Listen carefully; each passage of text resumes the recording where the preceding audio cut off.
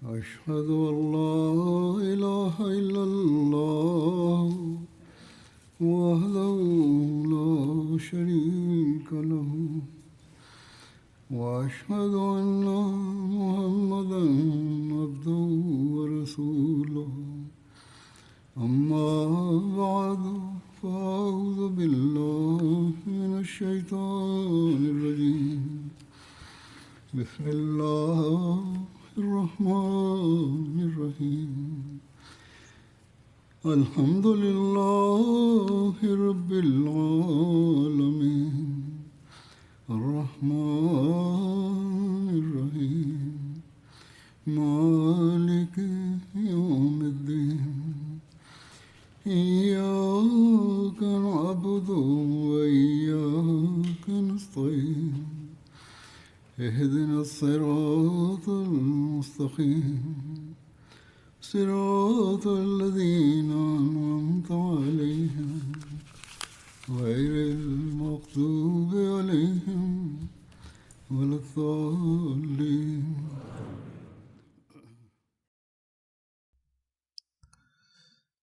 Dalam khutbah-khutbah yang lalu masih membahas tentang perang Taif.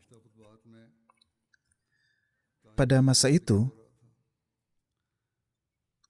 seorang sahabat yang pergi ke Taif untuk berbicara dengan pemimpin mereka, di mana penduduk Taif pun telah memberikan jaminan bahwa sahabat itu tidak akan diberikan gangguan, namun ketika ia mendekati benteng, mereka mensyahidkan sahabat itu, sehingga orang-orang Taif pun telah melanggar janji.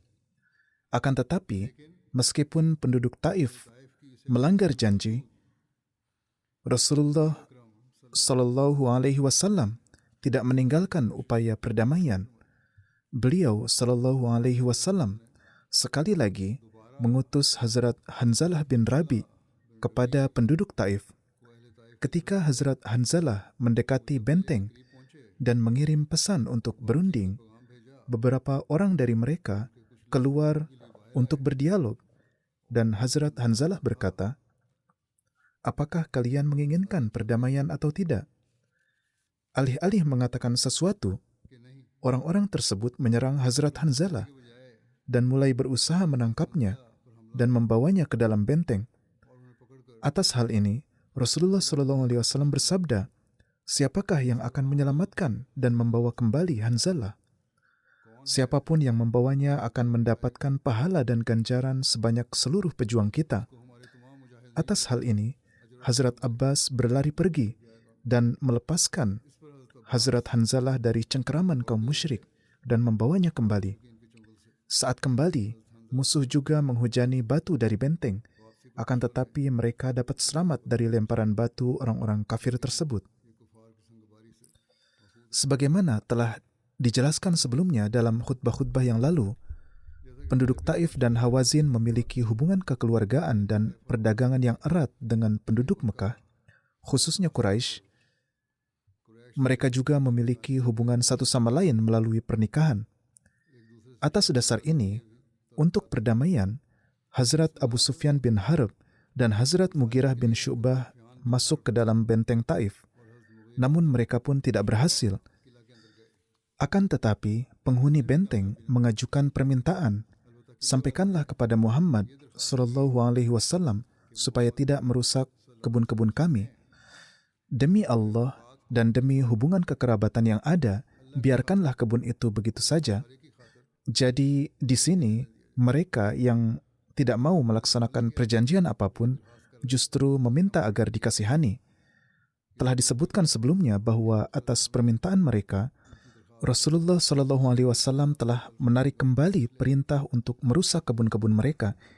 Ini merupakan contoh yang sangat istimewa dalam sirat kehidupan Rasulullah SAW, yakni beliau menunjukkan kemuliaan hati dan kesabaran yang sangat tinggi. Padahal beliau telah mengepung mereka selama beberapa hari, dan ini merupakan strategi perang yang bisa memberikan keuntungan yang besar kepada pihak kaum muslimin jika perintah untuk menebang kebun itu diberikan. Akan tetapi ketika mereka memohon, demi Allah dan demi hubungan kekerabatan, maka Rasulullah SAW mengabulkan permintaan mereka, meskipun secara lahir menerima kerugian perang yang sangat besar. Pada kesempatan ini, Rasulullah SAW mengumumkan, hamba sahaya manapun yang turun dari tembok benteng dan datang kepada kami akan dimerdekakan. Atas hal ini, ada 23 hamba sahaya yang turun dan bergabung dengan kaum muslimin. Penduduk Taif sangat marah atas hal ini. Rasulullah SAW lalu memerdekakan mereka semua. Setiap orang dari mereka diserahkan kepada berbagai orang muslim dan tanggung jawab pemeliharaan dibebankan kepada mereka. Rasulullah SAW juga memberikan nasihat mengenai para hamba sahaya tersebut, bahwa mereka harus diajarkan agama dengan baik. Beberapa waktu kemudian, ketika penduduk Taif telah memeluk Islam, mereka membicarakan tentang para hamba sahaya mereka tersebut dan memohon kepada Rasulullah SAW agar dikembalikan kepada mereka, akan tetapi beliau menolak permintaan mereka. Sebagian dari para hamba sahaya tersebut menorehkan nama yang baik dalam hal kebaikan dan ketakwaan dalam sejarah Islam. Di antaranya adalah Hazrat Abu Bakrah.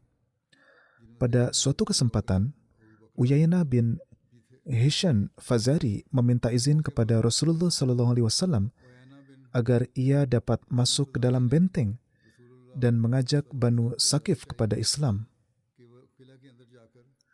Tentang Uyainah bin Hishan, beliau adalah pemimpin Banu Fazarah pada saat Ghazwah atau Perang Ahzab.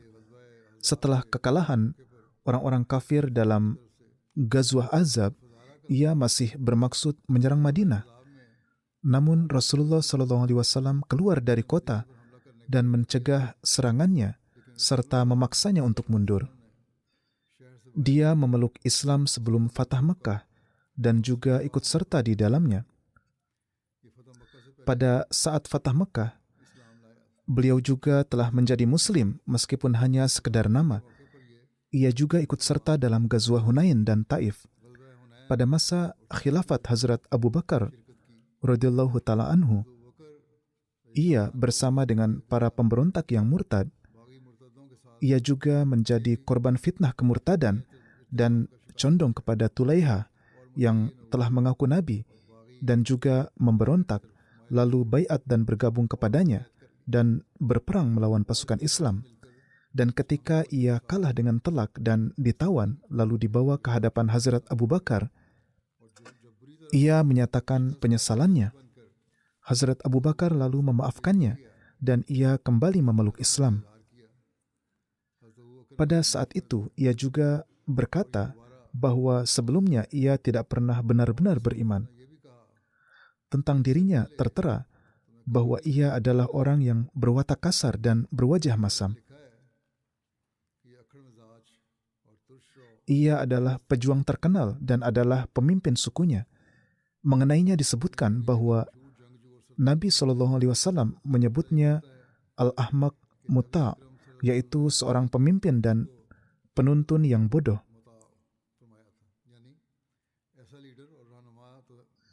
Bagaimanapun juga, Rasulullah SAW memberinya izin ketika ia berkata bahwa ia akan pergi. Dan Uyainah pun sampai di benteng Taif. Dan alih-alih mengajak kepada Islam, ia mulai berkata kepada Banu Saqif, kalian tetaplah dengan kuat di benteng kalian, karena kedudukan kita menjadi lebih buruk daripada seorang budak. Dalam satu riwayat juga terdapat kata-kata ini bahwa, lihatlah, dalam keadaan apapun jangan tinggalkan benteng kalian dan jangan terpengaruh serta terganggu oleh apapun. Ketika Uyainah kembali kepada Rasulullah SAW, beliau bertanya, Uyainah, apa yang kamu katakan kepada orang-orang itu?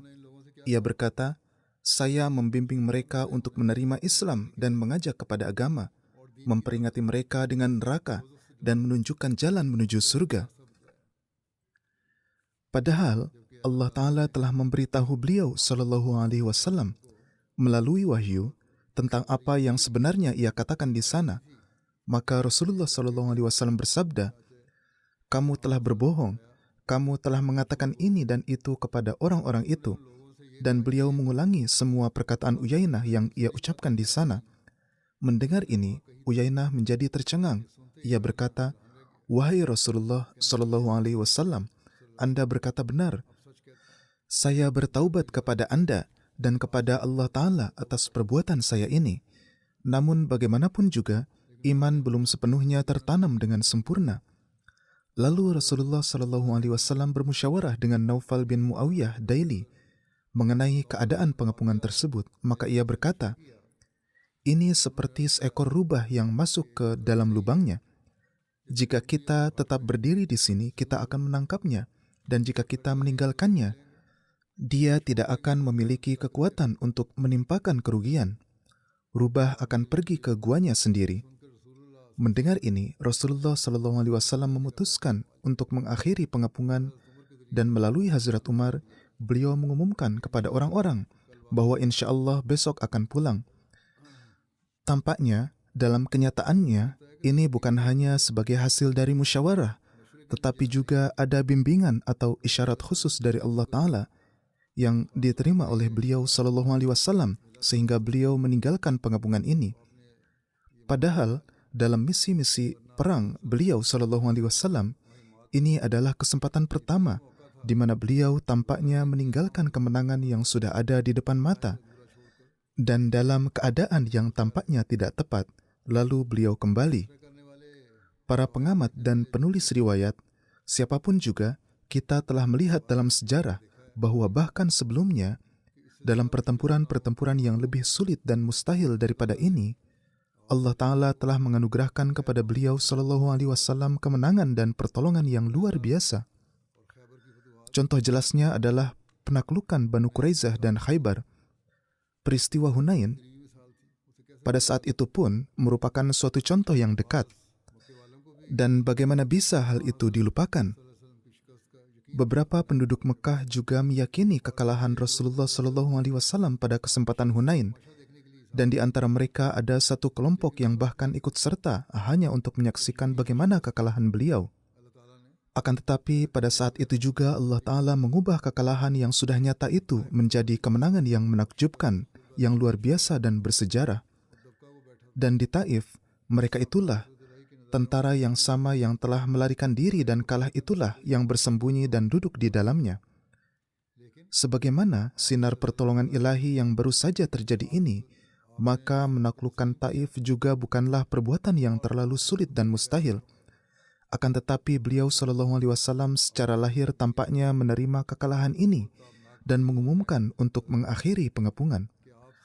Maka sesungguhnya kita melihat satu aspek yang sangat cemerlang dari sirat kehidupan Rasulullah SAW, bahwa misi pasukan beliau ini juga sesungguhnya bukanlah atas dasar dorongan nafsu. Ini bukanlah untuk memperoleh harta ganimah perang atau menaklukkan tanah-tanah, melainkan setiap gerakan dan diam beliau, setiap perkataan dan perbuatan Rasulullah SAW adalah tunduk kepada kehendak Allah yang Maha Mengetahui lagi Maha Teliti, dan seluruh hidup beliau adalah manifestasi dari ayat ini. Qul inna salati wa nusuki wa mahyaya wa mamati lillahi rabbil alamin. Maka katakanlah kepada mereka bahwa salatku, pengorbananku, dan hidup matiku hanya untuk Allah yang merupakan Tuhan semesta alam. Pada kesempatan pengepungan Taif, terjadi dua hal yang darinya jelas, bahwa Rasulullah SAW telah mendapat petunjuk dari Allah Ta'ala bahwa pengepungan ini hendaknya diakhiri, dan Rasulullah SAW segera mengumumkan untuk mengakhiri pengepungan. Tentang ini disebutkan tentang satu mimpi Rasulullah SAW. Ibnu Hisham telah menulis bahwa pada kesempatan pengepungan Taif, Rasulullah SAW bersabda kepada Hazrat Abu Bakar, "Wahai Abu Bakar, aku telah melihat dalam mimpi hari ini bahwa sebuah wadah yang penuh dengan mentega telah datang kepadaku sebagai hadiah. Kemudian seekor ayam menusukkan paruhnya dan menjatuhkan wadah tersebut." Abu Bakar berkata, "Menurut hemat saya, kali ini Anda tidak akan dapat memperoleh apa yang Anda inginkan dari suku Sakif. Ini adalah sebuah suku, yakni pengepungan ini, yang tampak menguntungkan bagi kita, yang telah kita rencanakan, tampaknya sulit untuk memperoleh kemenangan." Rasulullah SAW bersabda, "Menurut saya juga, memperolehnya saat ini tidak mungkin dengan cara seperti ini." Demikian juga dalam sebuah riwayat disebutkan bahwa Khawlah binti Hakim, yang namanya juga disebutkan sebagai Khuwailah, yang merupakan istri Hazrat Utsman bin Maz'un, menghadap ke hadapan Rasulullah SAW dan berkata, "Wahai Rasulullah SAW, jika Allah Ta'ala menganugerahkan kepada Anda kemenangan atas Taif, maka berikanlah kepada saya perhiasan Badiah binti Galian atau Fariyah binti Akil, karena di seluruh suku Sakif tidak ada wanita yang memiliki perhiasan berharga seperti halnya kedua wanita tersebut." Rasulullah SAW bersabda kepadanya, "Wahai Khawlah, bagaimana jika aku tidak diberi izin untuk memperoleh kemenangan atas suku Sakif?" Hazrat Khawlah lalu keluar dari sana dan menceritakan hal ini kepada Hazrat Umar. Hazrat Umar datang ke hadapan Rasulullah SAW dan berkata, "Wahai Rasulullah, apa yang dikatakan Khawlah? Ia mengatakan bahwa Anda telah bersabda demikian kepadanya." Beliau bersabda, "Iya, saya telah mengatakan hal itu." Hazrat Umar segera memahami dan berkata, "Apakah Anda SAW tidak diberi izin mengenainya? Mengenai kemenangan ini, yakni melanjutkan perang ini?" Beliau SAW bersabda, "Tidak." Hazrat Umar berkata, "Kalau begitu, apakah saya harus menyuruh orang-orang untuk berangkat?" Beliau bersabda, "Ya." Setelah mendapatkan izin, Hazrat Umar mengumumkan keberangkatan untuk kembali dari sana. Ketika pengumuman kepulangan ini diumumkan, beberapa orang mengungkapkan, "Bagaimana kita bisa pulang tanpa kemenangan?" Tampaknya ini adalah reaksi dari beberapa pemuda yang emosional. Pertama-tama mereka menghadap Hazrat Abu Bakar dan Hazrat Umar agar mereka berdua memohon kepada Rasulullah SAW supaya melanjutkan pengepungan sampai tercapai kemenangan. Akan tetapi mereka berdua berkata bahwa keputusan apapun yang telah dibuat oleh beliau SAW adalah benar. Hazrat Abu Bakar dan Hazrat Umar menolak untuk mengatakan hal itu. Atas hal ini, para pemuda yang emosional ini menghadap Rasulullah SAW dan dengan nada yang keras berkata, "Wahai Rasulullah, kami akan berperang." Atas permintaan mereka, Huzur SAW bersabda, "Baiklah, berperanglah besok pagi." Maka mereka pun berangkat untuk berperang pada hari berikutnya. Akan tetapi mereka tidak memperoleh apa-apa selain luka-luka. Atas hal ini, Rasulullah SAW bersabda, "Insya Allah besok kita akan berangkat pulang." Yakni tidak ada manfaat dari perang ini. Setelah terluka, mereka pun kembali. Akhirnya, mereka semua pun menyatakan kegembiraan. Dan sekarang, setelah melihat perubahan dalam diri mereka, Rasulullah SAW pun tersenyum. Dalam ghazwah ini, ada 3 orang kafir yang terbunuh. Namun, mengenai orang-orang yang terluka dan korban jiwa lainnya dari pihak mereka, tidak diperoleh rincian yang banyak, karena orang-orang ini terkepung di dalam benteng. Demikian pula, jumlah pasti orang-orang Muslim yang terluka juga tidak diketahui, hanya diperoleh rincian mengenai beberapa yang terluka. Misalnya, di antara mereka yang terluka akibat panah kaum musyrik disebutkan 1 orang, yaitu Hazrat Abu Sufyan bin Harb. Sebuah panah mengenai matanya sehingga matanya keluar. Ia langsung datang kepada Rasulullah SAW dalam keadaan matanya ada di tangannya. Lalu ia berkata, "Wahai Rasulullah, mataku ini tengah jatuh di jalan Allah." Nabi SAW bersabda, "Jika engkau mau, aku akan berdoa dan matamu ini akan kembali pada tempatnya dan sembuh. Namun jika engkau tidak menginginkan mata ini, maka engkau akan memperoleh surga." Dalam satu riwayat terdapat kata-kata bahwa jika engkau tidak menginginkan ain, yaitu mata, maka di surga engkau akan memperoleh ain, yaitu mata air rahmat. Dalam bahasa Arab, ain memiliki makna mata dan mata air juga disebut ain. Abu Sufyan berkata, "Surga lebih berharga bagiku."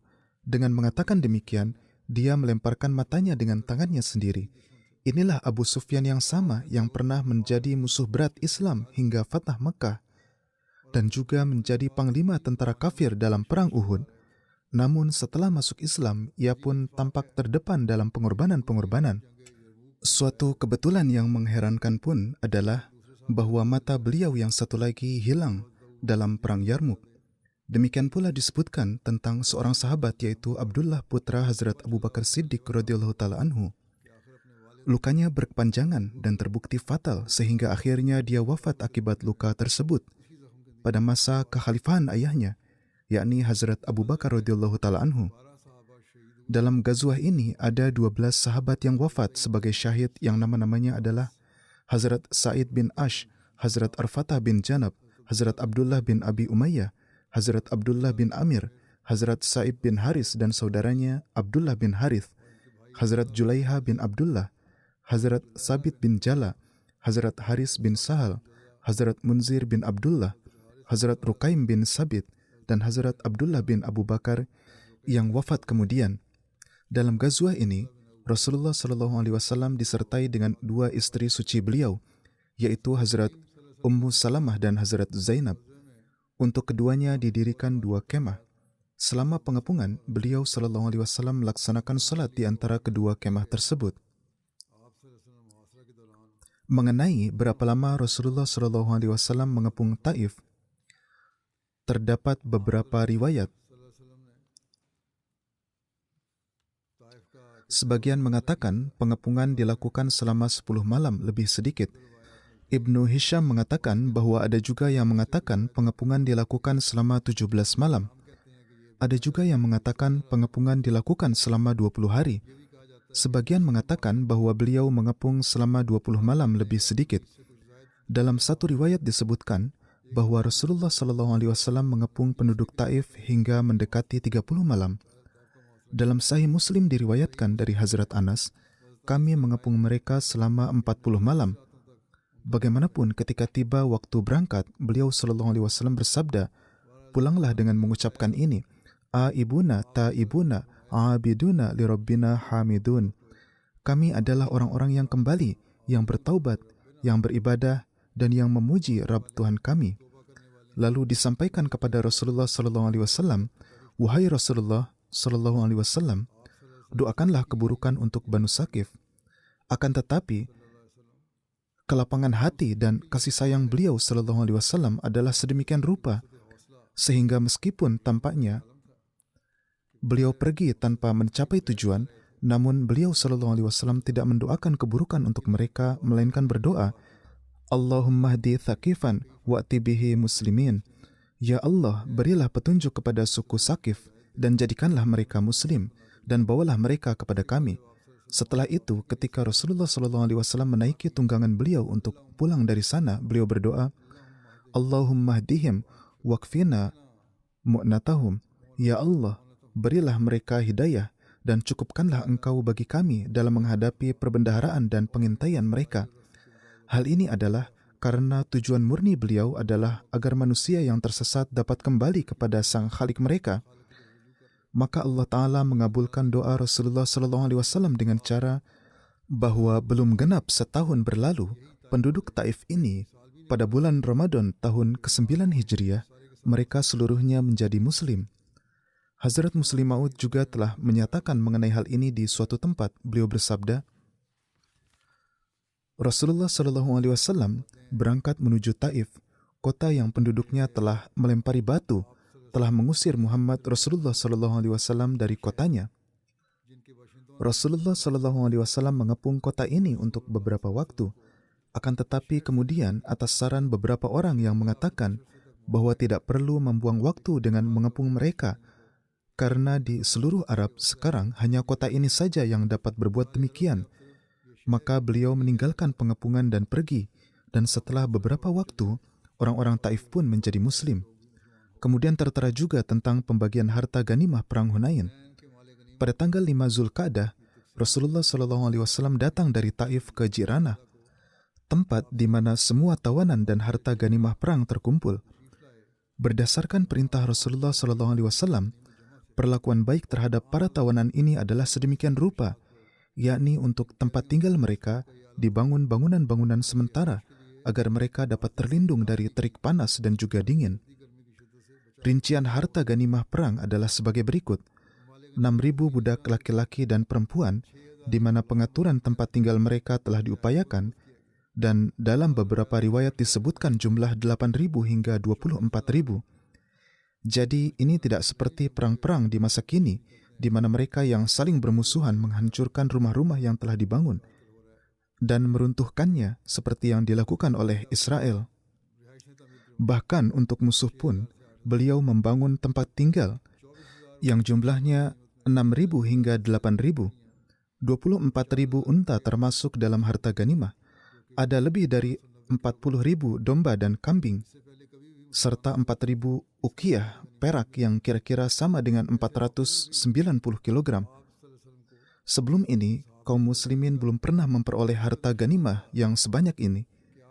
Pada kesempatan seperti ini pun, Rasulullah SAW sangat memperhatikan terbiat bagi para sahabat, sehingga sebelum membagi harta ganimah, beliau mengumumkan, dari harta ini, selain 1/5 bagian, saya tidak memiliki hak apapun yang lebih dari yang berhak dimiliki setiap orang di antara kalian. Dan 1/5 bagian itu pun pada akhirnya akan kembali kepada kalian. Setelah itu beliau bersabda, jarum dan benangnya atau bahkan barang yang lebih kecil dari itu, jika ada yang memilikinya, hendaklah dikembalikan. Jauhilah pengkhianatan, karena pada hari kiamat nanti, pengkhianatan ini akan menjadi penyebab kehinaan dan noda bagi orang-orang yang berkhianat.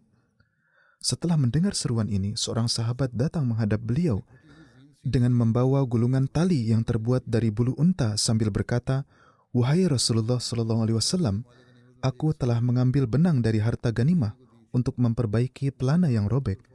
Kemudian seorang sahabat lain telah mengambil sebuah jarum dari harta ganimah dan memberikannya kepada istrinya.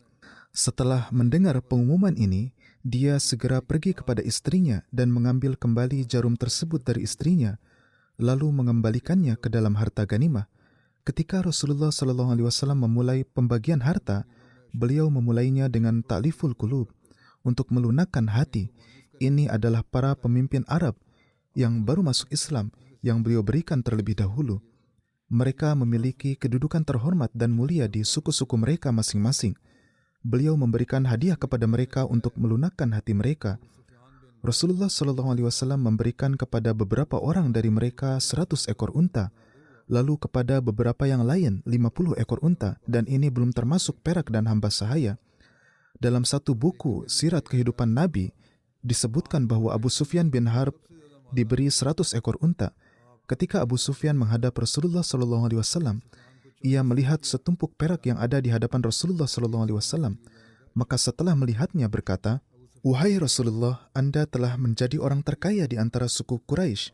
Kemudian Rasulullah SAW tersenyum dan memerintahkan agar Abu Sufyan diberi 40 uqiyah perak dan 100 ekor unta. Abu Sufyan berkata, "Berikanlah juga kepada putraku Yazid." Beliau lalu memerintahkan agar untuknya diberikan 40 uqiyah perak dan 100 ekor unta. Yazid di sini adalah Yazid putra Abu Sufyan. Adapun Yazid yang umumnya disebutkan dalam sejarah yang terkenal buruk itu adalah cucu Abu Sufyan, yaitu putra Hazrat Muawiyah radhiyallahu anhu. Abu Sufyan berkata, "Wahai Rasulullah SAW, berikanlah juga sesuatu kepada putraku yang lain, Muawiyah." Beliau memerintahkan agar untuknya juga diberikan 40 uqiyah perak dan 100 ekor unta. Mendengar ini Abu Sufyan berkata, "Ayah ibuku berkorban untuk engkau. Engkau sangat mulia. Aku telah berperang melawan engkau, dan engkau adalah pejuang yang hebat. Kemudian aku berdamai dengan engkau, dan engkau adalah pembuat perdamaian yang sangat baik. Semoga Allah memberikan balasan kebaikan kepada engkau." Di antara orang-orang terhormat dan bangsawan Mekah ada juga Hakim bin Hizam, yang pada saat Fatah Mekah dia memeluk Islam, dan Rasulullah SAW telah mengumumkan bahwa siapa yang masuk ke rumah Hakim bin Hizam akan diberi jaminan keamanan. Ia adalah putra saudara laki-laki Hazrat Khadijah. Kepadanya juga Rasulullah SAW memberikan 100 ekor unta. Ia sendiri berkata, "Saya meminta 100 lagi, maka beliau memberikannya juga kepada saya. Saya meminta 100 lagi, maka beliau memberikan 100 unta lagi kepada saya." Kemudian Rasulullah SAW bersabda, "Wahai Hakim, harta ini baik dan manis. Ini adalah harta yang baik. Siapa yang mengambilnya dengan tanpa hawa nafsu, maka akan ada keberkatan di dalamnya. Dan siapa yang mengambilnya dengan keserakahan dan ketamakan jiwa, maka tidak akan ada keberkahan di dalamnya. Itu seperti orang yang makan tetapi tidak kenyang. Tangan yang di atas, yaitu tangan yang memberi, lebih baik daripada tangan yang di bawah, yaitu tangan yang menerima." Nasihat Rasulullah SAW memberikan pengaruh yang sedemikian rupa, sehingga pada saat itu juga beliau berkata, "Wahai Rasulullah, demi zat yang mengutus engkau dengan kebenaran, mulai hari ini hingga saat kematian, aku tidak akan pernah meminta sesuatu kepada siapapun. Menurut beberapa riwayat, beliau mengembalikan 200 unta yang telah beliau minta, kemudian sepanjang hidupnya tetap berpegang pada janjinya ini dan tidak meminta sesuatu kepada siapapun. Bahkan beliau begitu berkomitmen terhadap hal ini, sehingga ketika Hazrat Abu Bakar Siddiq radhiyallahu ta'ala anhu pada masa khilafat beliau memberikan harta, namun Hazrat Hakim menolak untuk menerimanya. Kemudian Hazrat Umar pada masa khilafatnya, beliau memanggilnya untuk memberikan harta, yakni sebagai hasil dari penaklukan Islam, banyak harta yang datang. Maka para khalifah biasa memberikan sebagian dari harta tersebut kepada para sahabat sebagai hadiah. Akan tetapi Hazrat Hakim bin Hizam menolak untuk menerimanya. Atas hal ini Hazrat Umar menyapa semua yang hadir dan berkata, "Wahai manusia, saksikanlah, aku telah memberikan haknya kepada beliau, tetapi beliau menolak untuk menerimanya." Di antara mereka yang mendapat keberkatan dari kemurahan hati dan pemberian Rasulullah SAW adalah seorang pemimpin Mekah, yaitu Safwan bin Umayyah. Ini adalah Safwan yang sama dari siapa Rasulullah SAW meminjam baju besi dan senjata untuk perang Hunain, dan ia ikut serta dalam perang Hunain dalam keadaan masih musyrik. Menurut beberapa riwayat, Safwan datang dengan pemikiran dalam hatinya, andai saja aku mendapat kesempatan untuk membunuh Muhammad SAW, atau musuh lawan dapat mengalahkan pasukan Muhammad SAW. Akan tetapi dalam perang yang sama itu hatinya mulai berubah, dan ketika tiba waktu pembagian harta ganimah, Rasulullah SAW memberikan kepadanya 100 unta. Bahkan menurut riwayat Sahih Muslim memberikannya 300 unta. Ada riwayat lain yang menyatakan bahwa pada hari-hari itu juga Rasulullah SAW melewati sebuah lembah yang berisi unta-unta dan kambing-kambing harta ganimah, dan lembah itu penuh dengan hewan ternak tersebut.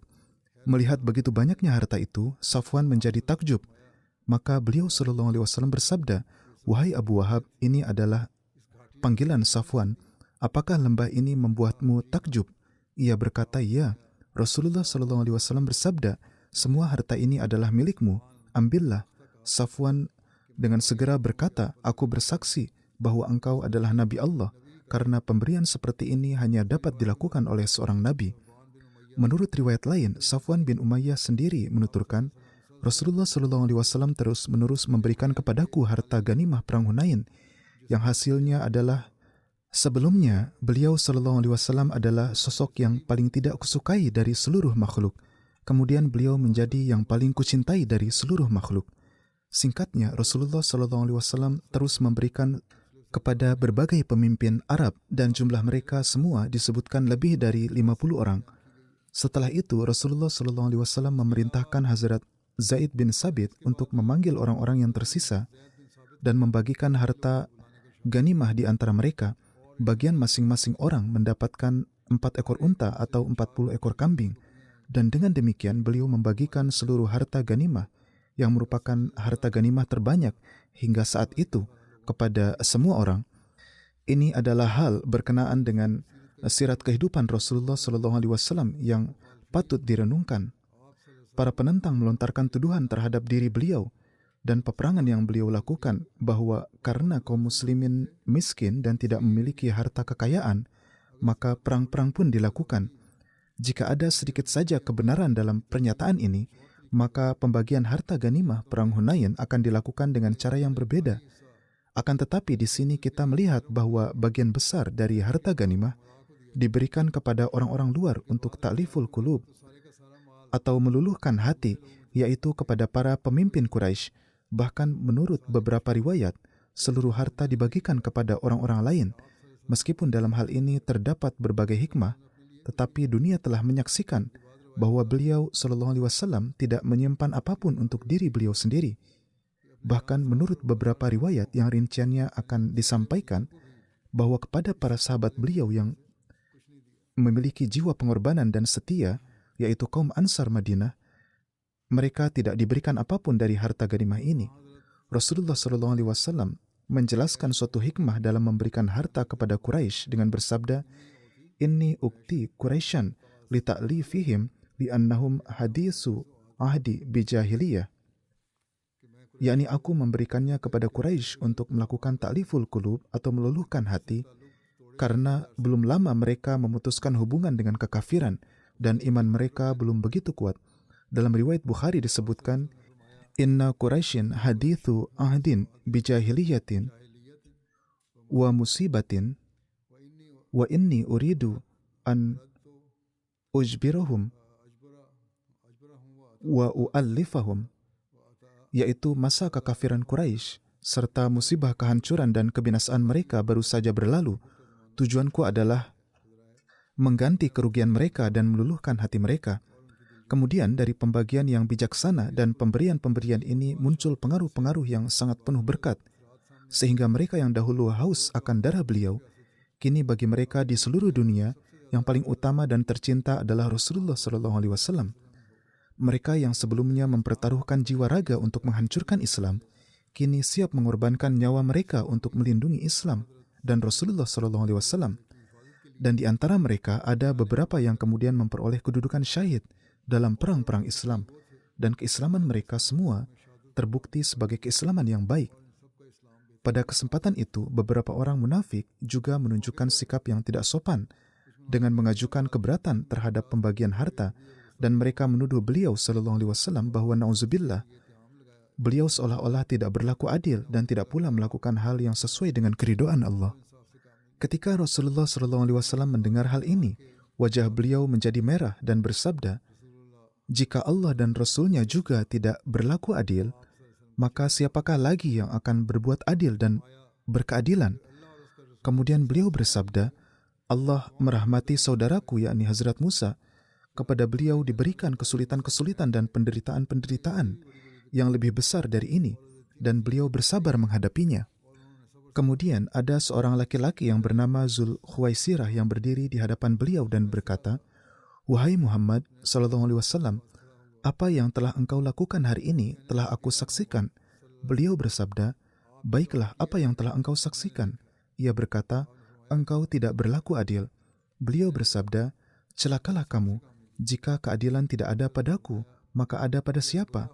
Atas hal ini, Hazrat Umar dan Hazrat Khalid bin Walid berdiri dan berkata, jika diizinkan, maka leher orang ini akan kutebas.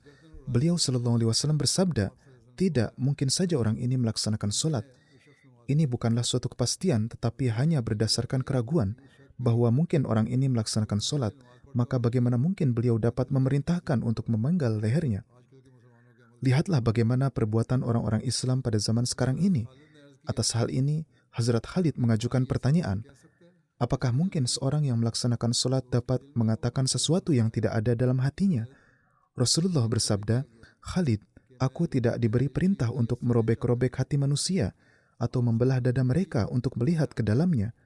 Rasulullah SAW juga bersabda, orang ini dan teman-temannya akan membaca Al-Quran, dan Al-Quran itu tidak akan turun melampaui kerongkongan mereka.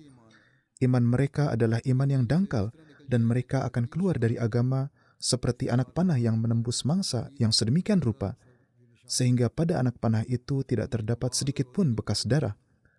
Kalian akan menganggap rendah solat dan puasa kalian dibandingkan dengan solat dan puasa mereka, yakni secara lahiriah mereka akan menjadi orang-orang yang melaksanakan solat-solat yang panjang dan teratur serta akan tampak bersungguh-sungguh dalam berpuasa.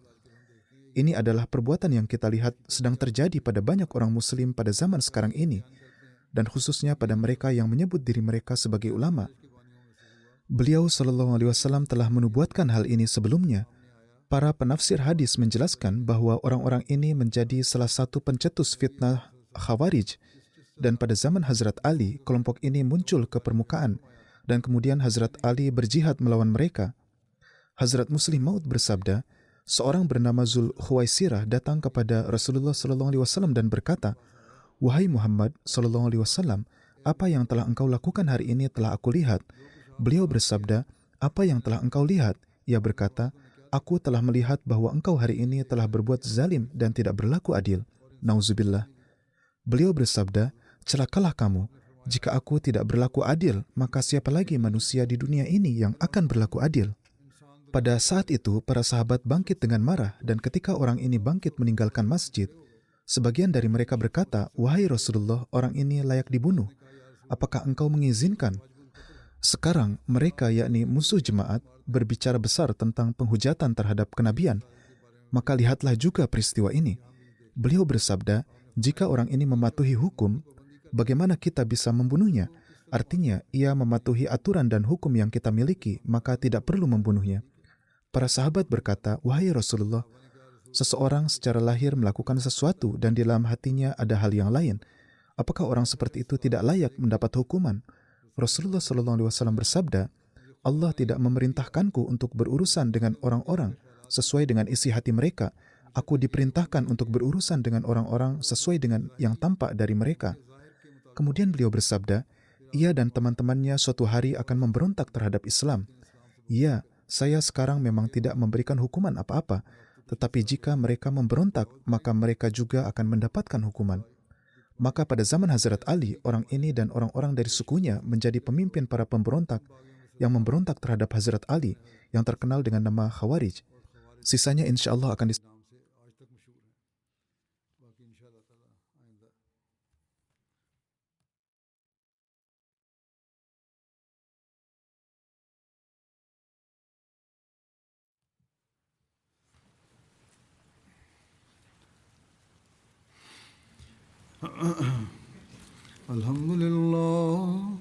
الحمد لله نحمده ونستعينه ونستغفره ونؤمن به ونتوكل عليه ونعوذ بالله من شرور أنفسنا ومن سيئات أعمالنا من يهده الله فلا مضل له ومن يضلل فلا هادي له ونشهد أن لا إله إلا الله ونشهد أن محمدا عبده ورسوله عباد الله رحمكم الله إن الله يأمر بالعدل والإحسان وإيتاء ذي القربى وينهى عن الفحشاء